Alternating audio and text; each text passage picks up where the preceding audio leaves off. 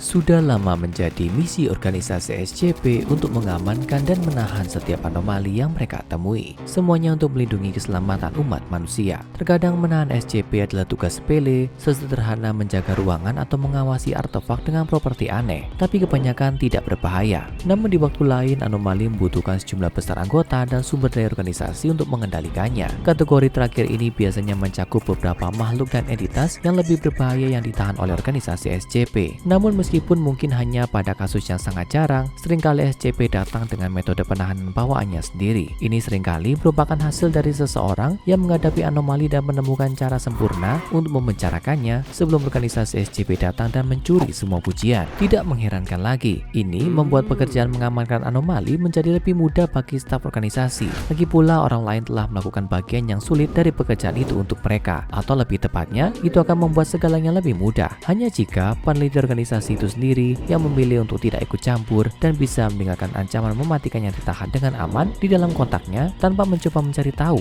apa yang membuatnya demikian. SCP-5001 dalam beberapa hal adalah pengingat bahwa beberapa hal sebaiknya dibiarkan sendiri, tapi itu juga merupakan peringatan serius untuk tidak merusak apa yang tidak kamu pahami. Kedua pelajaran ini akan segera diberikan pada organisasi SCP. Terkubur 60 km di bawah tanah di Rusia Utara adalah SCP-5001, sebuah struktur selebar 53 km.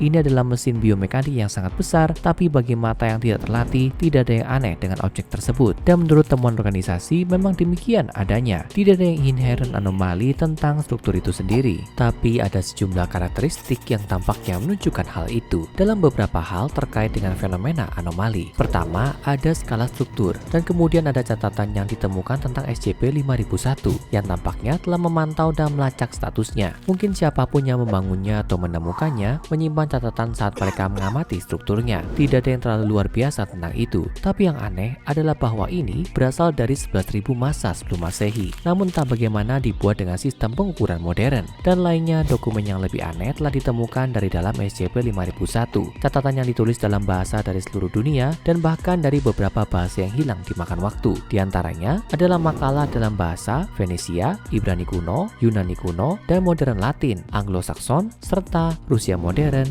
Inggris, dan Mandarin. Beberapa dari dokumen-dokumen ini bahkan ditulis dalam bahasa yang belum diidentifikasi dengan benar oleh peneliti top organisasi SCP. Penjelasan untuk semua ini akan tampak jelas, bukan? Ditulis dalam bahasa kuno dan kontemporer, catatan yang berasal dari zaman prasejarah terakhir. Semuanya tampaknya mengarah ke arah tertentu. Entah bagaimana, SCP-5001 memiliki hubungan dengan perjalanan waktu. Mungkin itu bahkan hub untuk sekelompok penjelajah waktu, bukan? Salah. Organisasi sudah berpikir bahwa mungkin itu masalahnya dan memeriksa tanda-tanda anomali temporal. Namun mereka tidak menemukan apapun. Tidak ada bukti yang menunjukkan bahwa pernah ada perjalanan waktu di dekat atau menggunakan SCP-5001. Tidak ada perangkat di lokasi yang dapat mempengaruhi waktu dan tidak ada jejak residu atau dampak dari kejadian sementara. Jadi apa sebenarnya yang dilakukan benda ini? Ya, kami takut untuk mengatakan bahwa para peneliti organisasi juga bingung dengan jawaban atas pertanyaan itu, dan mereka juga bukan satu-satunya. Jauh di tahun 50-an, GRU Divisi P juga tertarik pada SCP-5001. Bagi siapa saja yang belum mengenal mereka, mereka adalah salah satu dari banyak kelompok kepentingan organisasi SCP, daftar organisasi, perusahaan, dan agensi dari seluruh dunia yang juga berurusan dengan anomali. Dalam kasus GRUP, mereka awalnya merupakan divisi tentara Rusia selama Perang Dingin. Keistimewaan GRU Divisi P adalah akuisisi objek dan entitas anomali. Dengan kata lain, mereka adalah organisasi SCP milik Uni Soviet sendiri. Pada tahun 1953, GRU Divisi P disiagakan untuk aktivitas seismik abnormal di wilayah kecil Rusia Utara. Sebuah tim segera dikirim untuk menyelidiki dan mulai mencoba melakukan pengukuran seismologi di daerah yang bersangkutan.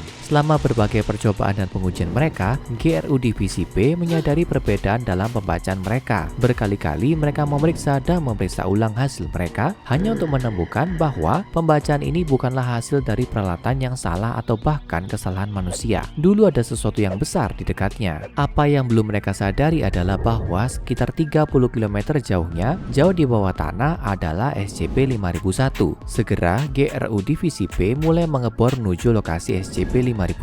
Tapi selama bertahun-tahun menemukan, mereka tidak dapat menembus bagian luar struktur, dikalahkan, dan proyek itu ditinggalkan pada tahun 1955. Namun, sekretaris pertama pemimpin Soviet, Khrushchev, tampaknya memiliki kepentingan untuk mendapatkan akses ke SCP-5001. Akibatnya, dia dia secara pribadi mendanai operasi GRU Divisi P, memungkinkan mereka untuk melanjutkan pekerjaan mereka secara rahasia selama beberapa tahun, dari tahun 1959 hingga Khrushchev digulingkan pada tahun 1964. Tentu saja ini semua selama puncak Perang Dingin, tapi pada akhir 1960-an, hubungan internasional antara Uni Soviet dan Amerika Serikat mulai membaik. Berkat ketegangan yang mereda, sebuah kontrak diperkenalkan yang memungkinkan organisasi rahasia kedua negara untuk bekerja sama dalam sejumlah operasi yang melibatkan anomali yang berpotensi berbahaya. Ini berarti bahwa organisasi SCP akhirnya dapat masuk dan berkontribusi pada proyek GRU Divisi P terkait SCP-5001.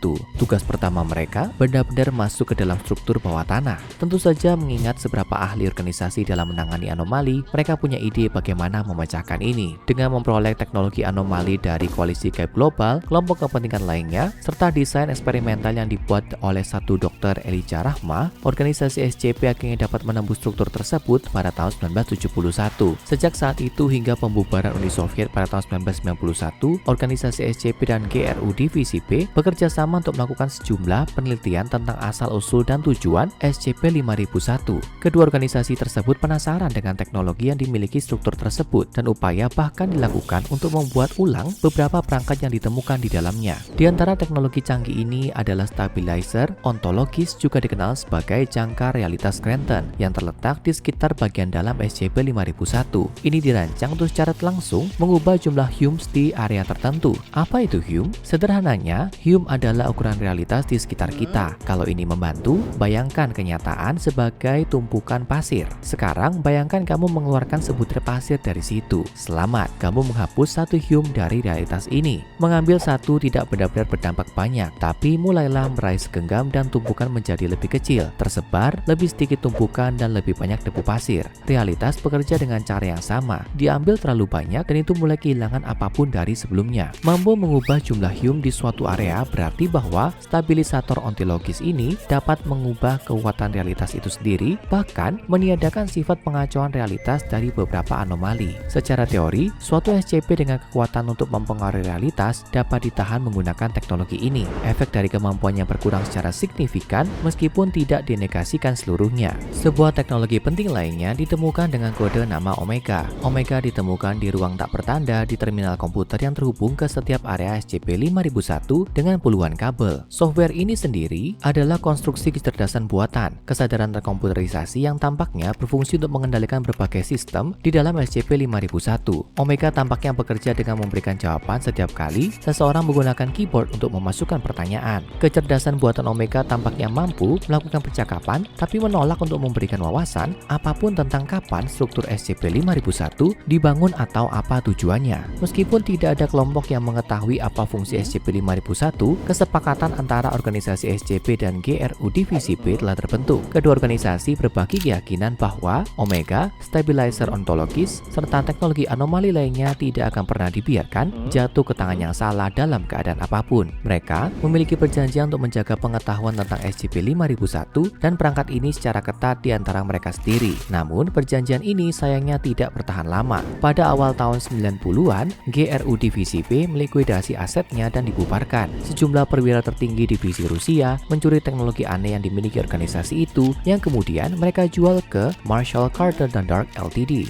M, C, dan D Ltd adalah grup kepentingan organisasi SCP lainnya. Menurut intelijen organisasi, Marshall Carter dan Dark Ltd adalah klub yang berbasis di London yang telah menyebabkan banyak masalah bagi organisasi selama bertahun-tahun. Mereka memiliki ikatan dengan tokoh-tokoh kaya di seluruh dunia dan melayani klien super kaya mereka dengan menyediakan pengalaman paling eksklusif, mahal, dan langka yang tersedia. Bagaimana mereka melakukan ini? Dengan mengumpulkan item anomali dan melelangnya ke penawar tertinggi. Sejumlah operator GRU Divisi P juga bergabung dengan pemberontak kekacauan. Ini adalah kelompok kepentingan yang terdiri dari anggota yang sebelumnya bekerja untuk organisasi, tapi sejak itu memisahkan diri untuk mengejar agenda jahat mereka sendiri. Sama seperti sejumlah kelompok kepentingan lainnya, pemberontak menggunakan anomali dan SCP untuk keuntungan mereka sendiri, serta mencoba-coba sedikit perdagangan senjata dan penjualan intelijen yang sangat rahasia. Tentu, bagus untuk memiliki beragam portofolio. Meskipun mantan anggota GRU Divisi P mencari pekerjaan alternatif dengan beberapa kelompok yang kurang bereputasi, organisasi SCP masih berhasil merahasiakan keberadaan dan lokasi SCP-5001. Namun bahkan dengan struktur yang sepenuhnya di bawah kendali mereka, para peneliti terkemuka mereka masih bingung tentang apa sebenarnya tujuan dari struktur bawah tanah itu, atau lebih tepatnya itulah kasusnya. Pada 30 Desember 2019, sebuah ledakan meletus di sektor timur laut SCP-5001. Penyebab ledakan tidak diketahui, tapi kerusakannya menyebabkan hilangnya daya yang luar biasa dan hampir menimbulkan bencana. Apakah ledakan itu dipicu oleh salah satu dari banyak kelompok kepentingan seperti bekas GRU Divisi P, atau hanya kerusakan mesin hampir menyebabkan kehancuran total SCP-5001? Apa yang akan menjadi buruk tentang itu? Nah, ingat sebelumnya ketika kami mengatakan bahwa seringkali SCP datang dengan metode penahanan bawaannya sendiri. Jadi, bukan struktur atau teknologi SCP-5001 yang seharusnya dikhawatirkan oleh organisasi. Mestinya adalah yang di dalam SCP-5001. Seperti yang telah lama diteorikan oleh beberapa peneliti organisasi, SCP-5001 adalah sangkar unit penahanan untuk objek anomali sendiri di dalamnya. Sesuatu yang cukup kuat untuk mengubah realitas sampai ke Hume. Oleh karena itu, perlu stabilizer ontologis untuk meredam kekuatannya dan Omega untuk menjaga tempat itu tetap berjalan. Entitas ini yang dikenal sebagai SCP-5001-A atau pemakan ditahan di dalam SCP-5001 dan ketika strukturnya rusak itu hampir bebas. Meskipun tidak ada data di sistem komputer SCP-5001 tentang penampilan makhluk ini atau sejauh mana kekuatan anomalinya, siapapun yang menciptakan SCP-5001 berusaha keras untuk menahan pemakan, melihatnya sebagai ancaman bagi semua kenyataan, dan semua upaya itu hampir gagal ketika strukturnya rusak akibat ledakan. Untungnya, organisasi SCP mampu membangun kembali penahanan SCP-5001-A meskipun dengan mengorbankan banyak nyawa. Ketika anggota akhirnya diizinkan masuk kembali ke SCP-5001, sejumlah sistem inti struktur telah rusak, tapi masih dapat menjalankan fungsi utamanya dan menjaga pemakan tetap aman di dalamnya. Saat anggota memasuki struktur, sebuah pesan muncul melalui sistem komputer Omega yang berbunyi, "Halo anak-anak, meskipun Anda telah berkembang pesat sejak hari-hari awal Anda memiliki banyak ruang untuk tumbuh. Kecerdasan spesies Anda hanyalah kuncup dengan begitu banyak potensi. Senjata Anda kuat, obat Anda adalah yang tertinggi, rekayasa Anda indah. Dengan bimbingan dan perawatan yang tepat, Anda pasti akan mencapai tingkat keberadaan yang lebih tinggi dan melampaui tubuh Anda untuk sesuatu yang lebih utuh dan sempurna. Itulah mengapa saya sangat menderita untuk meminta Anda segera meninggalkan tempat ini. Pembelajaran dan penyelidikan Anda hampir mengakibatkan akhir dari semua yang telah saya upayakan untuk membuat Anda tetap hidup. Jika Anda mematuhinya, saya jamin pemakan tidak akan pernah lepas dan spesies Anda akan bebas mengejar pencerahan teknologi untuk selama-lamanya. Biarkan ini menjadi hadiah terakhirku untukmu langsung dari lubuk hatiku yang rusak." Oke, berhenti. Hati yang rusak. Menarik. Dimana kita pernah mendengar hal seperti itu sebelumnya, kami tidak ingin mengambil kesimpulan apapun. Tapi ketika seseorang mendengar tentang makhluk dengan kekuatan besar, terkait dengan mesin besar dan misterius, dan kata itu lagi, rusak. Semua kelompok kepentingan yang tampaknya terikat dengan SCP-5001, dan kami telah mengabaikan untuk menyebutkan mungkin yang paling penting dari semuanya, gereja dewa perusak. Organisasi keagamaan yang menjunjung tinggi industri dan teknologi atas ketidakmurnian daging ini telah disatukan dalam satu tujuan tunggal, membangun kembali dewa mereka, dewa perusak Mekane, yang tubuhnya terbelah dalam upaya untuk melestarikan masa depan umat manusia. Mungkin jantung dari mesin yang hebat dan kuno ini, pemakan ini, sebenarnya adalah jantung dari sesuatu yang lain sama sekali. Meskipun tentu saja hanya sedikit yang bisa kita spekulasikan. Bagaimanapun pengetahuan terkadang bisa seperti nyala api. Itu bisa menerangi jalanmu, tapi jika kamu terlalu dekat, kamu pasti akan terbakar. Jika kamu ragu, tanyakan kepada orang-orang yang dilahap dan diasimilasi oleh hati Mekane saat terakhir kali dibebaskan oleh gereja. Jika hati pernah bebas lagi, kamu pasti akan bersama mereka. Organisasi SCP telah melangkah sejauh ini. Teknologi mereka, pengetahuan mereka, sumber daya mereka yang luas, semuanya memungkinkan mereka untuk menahan beberapa kekuatan paling kuat yang pernah dilihat umat manusia, dan bahkan beberapa yang belum kita miliki. Tapi seperti yang ditunjukkan SCP-5001, masih banyak yang belum dipahami bahkan oleh para peneliti paling cerdas di organisasi, dan dorongan mereka untuk menyelidiki hal yang tidak diketahui hampir mengarah pada akhir dari kenyataan seperti yang kita ketahui. Mungkin suatu hari kita akan dapat sepenuhnya memahami apa itu pemakan dan cara SCP-5001 bekerja untuk melindungi kita darinya. Tapi kita belum sampai di sana dan tidak ada jaminan bahwa kita akan pernah melakukannya. Sementara mengejar pengetahuan selalu merupakan hal yang mengagumkan, jika menyangkut SCP-5001 mungkin organisasi seharusnya membiarkannya. Sekarang tonton SCP-5545 Terowongan Misterius di Antartika Abnormalitas dan SCP-1461 Rumah Cacing untuk struktur bawah tanah yang lebih misterius dari file organisasi SCP.